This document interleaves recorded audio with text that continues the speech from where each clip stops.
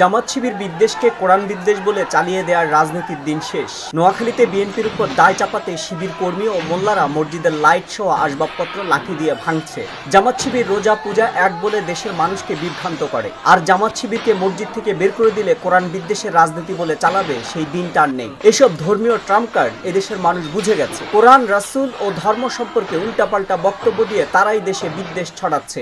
মসজিদে বিএনপি বা এনসিপি কোনো কর্মসূচি পালন করলে যেমন মসজিদের পবিত্রতা নষ্ট হয়, তেমনি রোজা পূজা এক বলা জামাত শিবিরের কর্মকাণ্ডেও মসজিদের পবিত্রতা নষ্ট হয়। জামাত ও ছাত্র শিবির রাজনৈতিক একটি পক্ষ।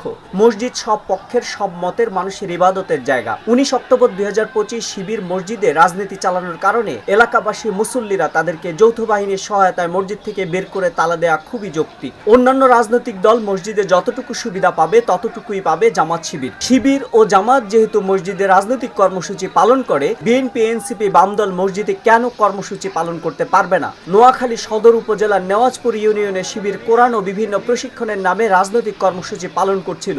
বিভিন্ন বিশ্ববিদ্যালয়ে ছদ্মবেশী শিবির ক্যাম্পাসে ছাত্র রাজনীতি বন্ধের কথা বললেও তারা নিজেরা মসজিদে কোরআন হাদিস প্রশিক্ষণের নামে হরহামেশাই গুপ্ত রাজনীতি করে। এ ধরনের ধর্মীয় ছদ্মবেশী রাজনীতি থেকে ধর্মীয় উপাসনালয়গুলোকে রক্ষায় রাষ্ট্রীয় উদ্যোগ নেওয়া জরুরি হয়ে পড়েছে।